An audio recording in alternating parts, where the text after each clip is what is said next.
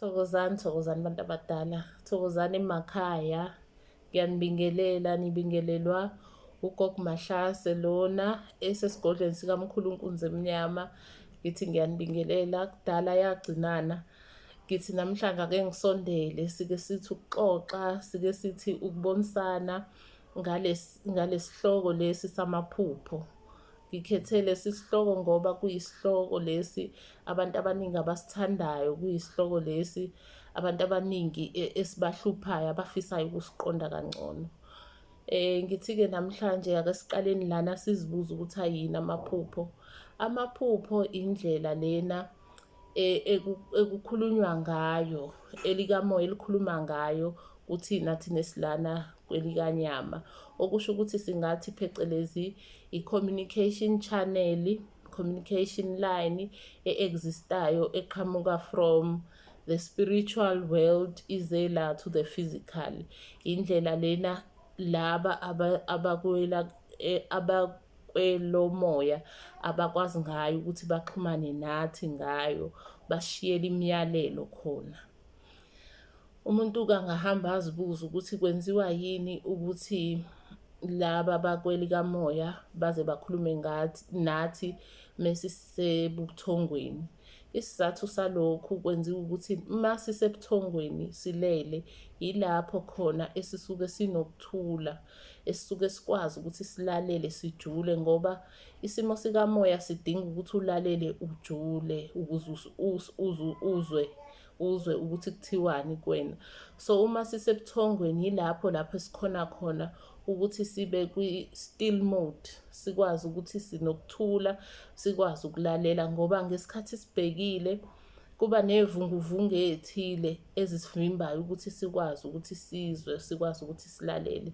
So kuke kube ngcono ukuthi umoya ufike ngesikhathi lapho wena u-still khona, lapho unokuthula khona, ukuze bakwazi ukudlulisa umyalezo. Umuntu-ke angahamba azibuze ukuthi-ke le myalezo iyini. Le myalezo lena esuke idluliswa isuke iqonde ukusisiza ekutheni sikhone ukuthi si-navigate impilo, sikhone ukuthi sikwazi ukuhamba empilweni, sikwazi ukuqonda la sihamba khona ukuthi sihamba kahle noma sihamba kabi yini.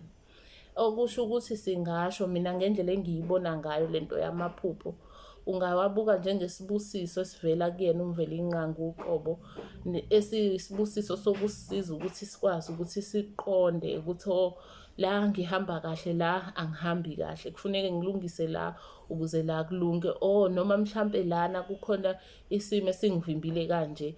So amaphupho ayileso sipho, ayisipho sezibonakaliso ezikwazi ukuthi zisincede empilweni yethu, sikwazi ukuthi siye phambili, sibe sinokuqonda, sikwazi ukusipha amandla, ngoba phela amandla ukwazi kwamandla, ukwazi ukuthola ulwazi kusuke kuzoba amandla kuwena, kusuke kuzokunceda, ngoba uma wazi uyakwazi ukwenza kangcono.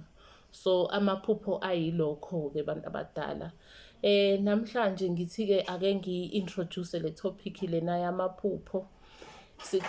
Siqale nje sithi sizoqala ukwenza amavidiyo kancane kancane, sikhuluma ngawo amaphupho, sikhuluma ngey'nhlobo ney'nhlobo zamaphupho, ukuze siqonde ukuthi-ke la maphupho lawa, sikhuluma nangendlela amaphupho lawa uma afika ngayo kumuntu. Ngoba iphupho bantu abadala, ngicela ukuthi lokhu sikufunde ukuthi iphupho kufuneke lihambisane nemizwa, kufuneke lihambisane. Ngeke ukwazi ukuvele uthathe ngokuthi nje uma ngiphupha ukuthi kusho ukuthi, kusuke kufuneke lihlaziwe lonke liphelele iphupho, mase kutholakala umqondo phezu kwephupho ukuthi liqonde ukuthini, ngoba siyaziphupha izinto ezicishe y'fane kodwa zikhuluma into eyodwa, zisuke zikhuluma izinto ey'hlukahlukene.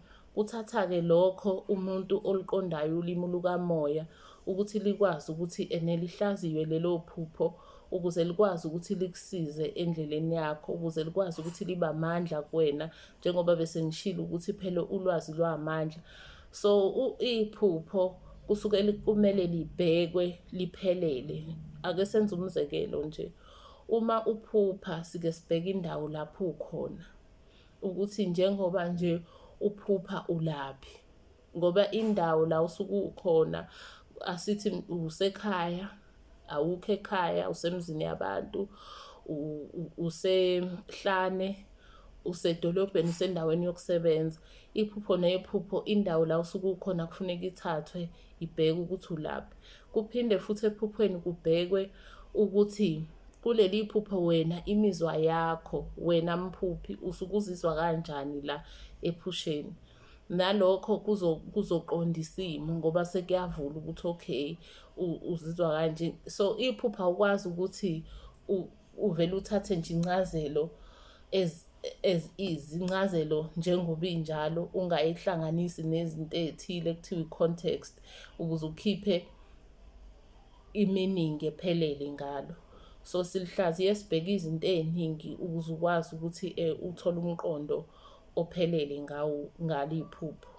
Uhlaziye imizwa, uhlaziye indawo osuke ukuyona, uhlaziye ukuthi ubani osuke ekhuluma lento, ngoba kwesinye isikhathi nomuntu osuke eyidlulisa into usuke ekusiphi state enjani, indlela yakhe, indlela asuke eyiyona kuwena lapha ephuphweni, indlela nawe olizwakala liyiqiniso ngalo. Konke lokho kwenza umqondo, ngeke ngikusho konke kodwa konke kwenza umqondo othile, mese-ke iphupho liyakhipha-ke iminingi yalo. Namhlanje sizoke sibheke njena iphupho elilodwa, sizoke sibheke leli phupho leli elihambisana nomakhalekhukhwini, icellular phone, cellphone. Leli phupho leli ngiyazi ukuthi iphupho abanye abake babe nalo bangaqondi ukuthi lisho ukuthini. Ukuphupha uphethe icellular phone, ikhala, uyi-answer. Lokhu ukwazi ukukhuluma nalona ongale kuyifoni. Lokhu nje kukodwa kusuke kuchaza ukuthi unalo uxhumano nabantu bakini abakwelikamoya, uyakwazi ukuxhumana nabo. Uma uphupha uphethe i-cellphone, ikhala, ungakhoni ukuyi-answer, lokhu kusho ukuthi uxhumano nabantu bakini alukho, noma lukhona alukho healthy, aliphelelanga. Then mase kuba ukuthi uyaphupha, i-cellphone yakho ikulahlekele ephuphweni, uyayibheka awuyitholi. Lokhu-ke kusuke kubika ukuthi kukhona inkinga ekhona esimweni sakho noxhumano lwakho nabantu abadala. Kumele uyisukumele lento, uthole usizo ngayo. Kukhona lapho abathikamezeleka khona ukuthi bakwazi ukutholana, anitholani kahle hle emoyeni. Kukhona la kune-bridge khona, la kunokuhlukaniseka khona phakathi kwakho nabantu abadala. Phinde futhi uphuphe i-cellphone yakho iphelelwe i-battery.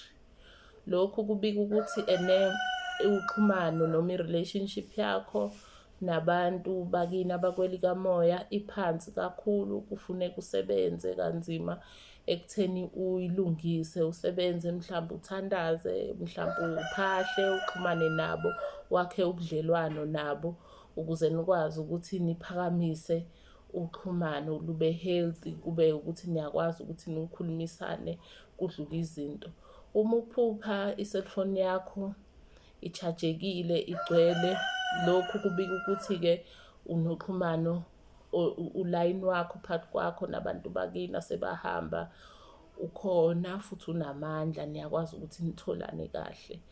Lapha-ke iphupho le-cellphone sizoqhubeka siphinde senze amanye amaphupho isikhathi sihamba, senze ney'ncazelo zakhona. Nithokoze emakhaya, siyathemba ukuthi abantu abadala siyakhanyisa lapho esikhanyisa khona. Ngithi akudede ubumnyama kuzokukhanya emakhaya, kukhanye njalo ninabantwana bethongo, kukhanye kuze kukhanye ekujuleni kwemsamo. Makhosi, thokozani.